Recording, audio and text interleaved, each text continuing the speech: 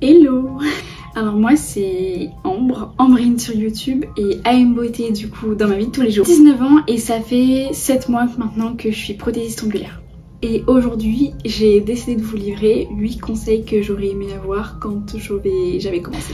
Alors si tu débutes, si tu penses que tu vas commencer les ongles, si t'es pas encore sûr de ce que tu vas faire, si t'es pas sûr de toi, reste parce que cette vidéo elle est vraiment faite pour toi. Je vais te donner les 8 conseils que vraiment j'aurais aimé avoir quand j'ai débuté dans les ongles finalement. Alors avant juste de commencer à vous donner mes 8 conseils, je vais juste vous montrer parce que je suis assez fière du coup de mon bureau. Regardez, il est trop beau. Ça, c'est mes petites créations que j'ai faites, que j'aime beaucoup. Alors ça, c'est mes petites créations, donc je vais m'approcher de vous. Là, voilà, ça, c'est mes petites créations que j'avais faites vraiment au tout début. Et puis ça, c'est celle que j'ai faite il n'y a pas très longtemps. J'aime beaucoup les petites cerises en 3D, les petits mares de café, les dés aussi. Et puis là, on a une inspiration assez colorée. Vraiment les ongles c'est ma passion, j'adore faire ça, je sais pas si j'en ferai toute ma vie, en tout cas je me vois très très longtemps dans la prothèse ongulaire. Conseil numéro 1, ta pièce n'a pas besoin d'être parfaite comme les photos Pinterest que tu pourrais voir sur les réseaux sociaux ou alors celles qu'on veut bien te montrer. Et moi quand j'ai commencé, je vous mettrai quelques petites photos, je sais pas où, par là, pour vous montrer comment j'ai commencé, avec quoi. Là par exemple je suis assise sur une selle de cheval, c'est mieux pour l'ergonomie au niveau du dos, etc. Mais ça c'est ma chaise de cliente et à l'époque j'avais pas du tout cette chaise là, j'avais une vieille chaise noire, un peu robuste, etc. Donc voilà, on n'a pas les photos Pinterest, là par exemple je viens d'ajouter quelques cadres, je pense pas que vous la voyez sur la caméra mais... Dans le sens où vous n'avez pas besoin que d'emblée votre pièce soit type Pinterest pour commencer dans les ongles. En fait tout ça c'est un univers qui prend du temps à se construire, que vous allez un petit peu peaufiner au fur et à mesure des mois, voire des années, de vous dire ok moi j'aime trop ce style là, je peux vous mettre quelques inspi de personnes que j'aime beaucoup qui vraiment transmettent leur style, leur personnalité à travers leurs pièces finalement. Et c'est la même chose au niveau des ongles. D'emblée, on sait qu'au niveau des ongles, on a envie peut-être de faire quelque chose de basique ou alors de faire du nail art.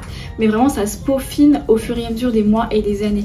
Et maintenant, dès qu'on voit quelqu'un, une prothésiste ongulaire en l'occurrence, je pense à plusieurs là maintenant, on voit tout de suite que leur style, par exemple, c'est le full vert.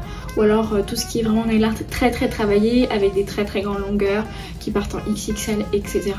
Et il y en a qui se peaufinent plutôt vers quelque chose de simple, une pièce assez basique, même sur soi du coup on comprend que la personne est plus dans un esthétique clean girl entre guillemets. Bref, il faut pas culpabiliser parce que moi j'ai déjà pas encore ma pièce, ça fait 7 mois que je fais dans la prothésie ongulaire, pas dans l'onglerie. J'ai pas encore ma pièce à moi, je vis encore là, vous voyez mon salon, derrière je pense que vous pouvez apercevoir un peu la cuisine. Conseil numéro 2, ta personnalité est ta plus grande force. Alors c'est un peu ce que j'expliquais dans le conseil numéro 1. Imaginons que tu aies des dizaines de prothésistes ongulaires autour de ta ville qui font aussi esthéticiennes, etc. Et du coup tu te dis mais ça sert à rien, la place est déjà prise, il n'y a pas de place pour moi, le marché est trop... J'ai plus le nom mais je pense que ça va me revenir. Saturé, voilà. Alors certes il y a des dizaines de prothésistes ongulaires dans ta ville mais de toi, ta personne, il n'y en a qu'une seule. Et c'est ce que j'essayais de vous expliquer. Votre personnalité est votre plus grande force dans ce métier là. Ton style, ta façon d'accueillir, ta façon de te maquiller, de pas te maquiller, de te coiffer, pas de te coiffer. Voilà, par exemple moi je fais le choix de, quand je suis en clientèle, toujours m'habiller selon mon style. Moi j'aime bien par exemple tout ce qui est top au crochet, etc. Là en plus il fait chaud donc je suis en short, en débardeur. Voilà, j'aime toujours mettre des bijoux, j'ai toujours les doigts manucurés, moi j'aime beaucoup. Il y a certaines prothésistes ongulaires par exemple qui ne se font pas les ongles, et oui. Moi j'aime aussi utiliser pas mal de maquillage, donc que ce soit des fards à paupières ou alors des rouges à lèvres. Par exemple là j'ai opté pour un rouge. Enfin, en fait c'est vraiment toute une énergie à retranscrire quand vous êtes dans vos rendez-vous, faire les ongles, même à l'extérieur en fait finalement, votre entreprise, vous la portez tous les jours au quotidien, elle est là même si vous ne le voulez pas. C'est-à-dire que vous allez sortir dans la rue, peut-être que vos clientes vont vous reconnaître et du coup il faut vraiment que vous ayez une aura enfin, une aura, mais une certaine prestance à tenir en fait finalement. Conseil numéro 3 du coup c'est pratiquement tout ce que j'avais dit avant, mais même avec 10 concurrentes autour de toi, vraiment tu peux vivre de la protection oculaire. Moi je crois que j'ai à peu près 5 concurrentes, enfin concurrentes, moi je les appelle des collègues mais bon pour la vidéo on va les appeler les concurrentes. Et je me disais non mais il y a trop de prothésistes oculaires autour de moi, elles font un super travail, jamais ça va marcher, personne ne voudra venir chez moi. Et depuis 7 mois j'ai dû passer environ, je sais pas, 100-150 personnes chez moi ici. Alors elles sont pas toutes restées c'est sûr, mais au moins je sais que y avait quand même des personnes qui étaient intéressées par mon travail, par ma personnalisée et par l'expérience que je propose. C'est 3 choses différentes. 4e conseil, généralement on va vous dire commence pas trop haut avec tes prix. Alors moi j'en ai fait qu'à ma tête, j'ai commencé avec des prix hauts et forts. C'est-à-dire que pour un gainage, moi je me suis tout de suite mis au prix global. Même si mon travail était pas ouf, je vais vous dire pourquoi après. Moi j'ai fait le choix de commencer avec des prix hauts et forts parce que je savais exactement ce que je voulais offrir. Je savais que je voulais faire du nail art, je savais que je voulais vraiment devenir quelqu'un en fait dans le domaine des ongles. Alors ça a fonctionné et à la fois pas du tout parce que certaines clientes ont compris ma valeur, ont compris ce que je voulais retranscrire, mon émotion, ma personnalité. Et d'autres n'ont pas compris, y en a beaucoup qui sont partis finalement parce que forcément mes poses étaient pas ouf au début. Et certains n'ont pas le budget et aussi font le choix de pas mettre le budget dans des débutantes qui osent mettre quand même des prix assez élevés.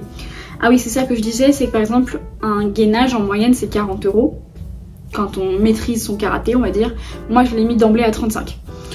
Une extension, on compte entre 45 et 65 €. Après, il y en a qui vont beaucoup plus haut parce que leur expérience, etc. font le truc. Mais entre guillemets, on est dans ces eaux-là. Et moi, j'ai fait le choix directement de le mettre à 40 €. Voilà. Et j'avais fait qu'une seule formation. Donc, je vous montrerai quelques petites pépites bien pas ouf que j'ai fait et pourtant que j'ai tarifé. Alors quand je faisais des petites gourdes, quand c'était pas beau, que j'étais pas fière de mon travail, je faisais des petites réductions, donc 5 €, 10 €. Après j'allais pas au-dessus parce que sinon vraiment j'allais me sous-payer déjà que je peux pas encore me sortir de salaire.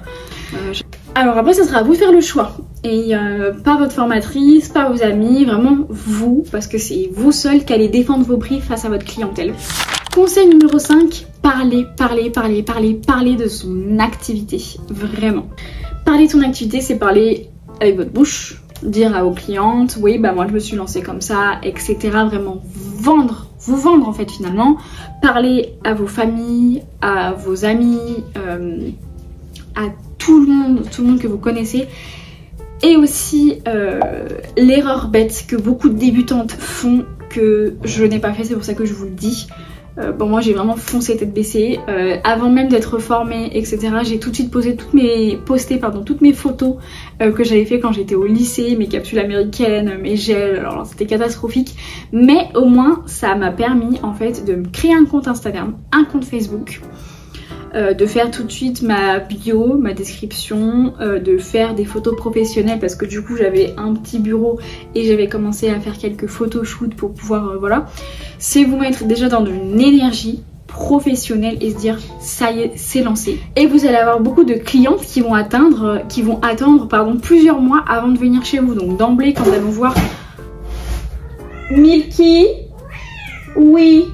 Donc d'emblée quand elles vont voir qu'il y a une nouvelle prothésiste ongulaire qui n'a pas été encore formée mais qui poste ses petites réalisations, elles vont être très curieuses. N'attendez pas d'avoir un feed Instagram parfait pour vendre vos prestations. C'est-à-dire que pour vendre vos prestations, il suffit pas de poster une jolie photo sur Instagram. La description va faire un maximum de trucs. C'est-à-dire que il faut que vous convainquiez, oui je crois que c'est français, convainquiez vos futures clientes pourquoi est-ce qu'elles ont besoin de faire un gainage. Pourquoi? Il faut vraiment convaincre la personne dans la description. Ou alors vous faites des reels, vous faites ce que vous voulez, beaucoup de stories aussi, genre au passage je le dis. Mais il faut vraiment que vous puissiez convaincre la personne qui est en face de vous. Pourquoi faire un gainage? Pourquoi est-ce que un tel devrait faire un gainage alors que par exemple elle a des jolis ongles, mais ils sont mous, ils sont pas trop forts, ils cassent, ils se dédoublent. Pourquoi? Il faut que vous expliquiez que le gainage ça va vraiment faire une barrière protectrice autour de l'ongle. Que les ongles de votre future cliente vont prendre en longueur, vont se fortifier. Enfin, vraiment, il faut que vous arriviez à vendre la prestation dans la description ou dans un Reels. Ce qui marche aussi beaucoup, c'est les avant-après. Alors, au début, vous n'allez pas avoir beaucoup de modèles, ni beaucoup de clients pour pouvoir faire des avant-après. Faites-le sur votre famille, sur vous, sur beaucoup de gens. 6 mois de gainage, j'ai pris tellement en longueur, je suis d'abord extrêmement fière de moi. Et ensuite j'ai pu faire un avant-après qui m'a attiré quelques clientes en se disant ah ouais mais moi aussi mes ongles sont comme ça, je me ronge les ongles par exemple, j'ai envie d'avoir les mêmes ongles que toi, comment on fait? Et voilà, et après c'est à vous d'envoyer un message, de dire bah écoutez toi, moi on va faire équipe, tu vas me faire des gainages de A à Z pendant X temps et après on verra. Conseil numéro 6, soignez vos photos. Mais alors ça je sais que d'emblée je l'ai fait. Alors j'avais pas encore les clés mais j'ai essayé, au moins j'y mettais un petit peu du mien. Mais je sais qu'il y a beaucoup de prothèses ongulaires qui ne soignent pas leurs photos.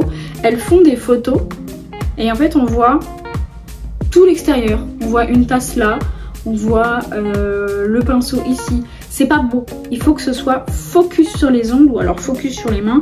Je sais que par exemple ils font des photos un peu comme ça au niveau du collier. Enfin, il faut vraiment que votre photo donne envie à votre clientèle.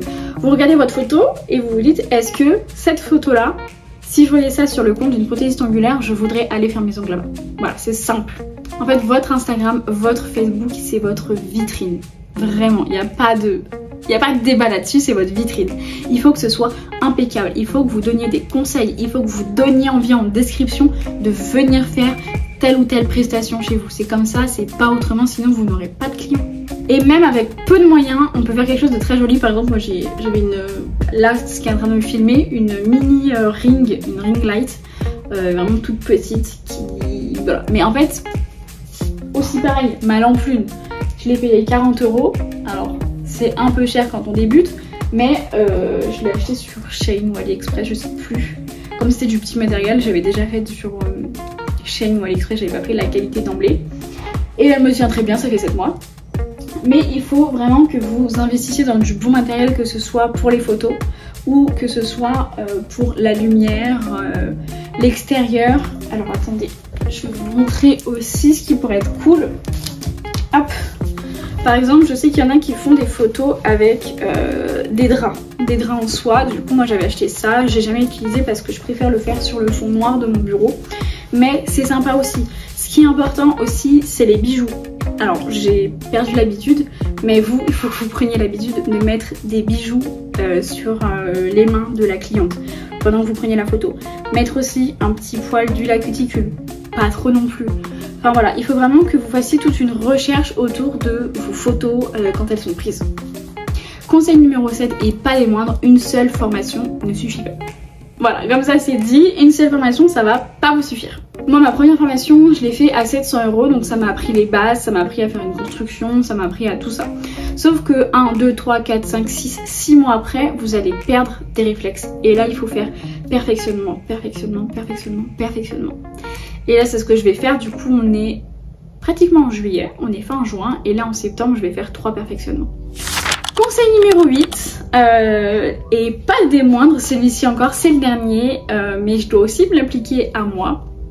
Ce n'est pas grave si tu n'arrives pas à en vivre tout de suite. Honnêtement, moi ça fait 7 mois que j'en suis là et je pense pas pouvoir me sortir un vrai salaire avant 1 an d'expérience. Donc on va attendre encore quelques mois, on va attendre aussi tout ce qui est mes perfectionnements. Mais oui, ça prend vraiment du temps. Donc il y a beaucoup de jours où je doute, mais il y a mon chéri qui est là derrière moi qui m'aide un petit peu, enfin voilà. Il faut que vous ayez un bon entourage aussi, c'est un autre petit conseil que je glisse par là, mais bon, vous pouvez aussi le faire sans un bon entourage. Moi par exemple j'ai presque que mon chéri qui me soutient vraiment tous les jours, qui me rappelle qui je suis, ce que je vaux, enfin on s'est compris. C'est pas parce que tu n'en vis pas encore que tu es en échec. Vraiment, c'est hyper important. Je sais qu'il y en a qui ont mis des années à pouvoir vivre de leur passion dans les ongles. C'est très très long. Moi par exemple, là je suis en train de passer mon CAP esthétique. Je fais les ongles, les cils et les sourcils, les pieds aussi.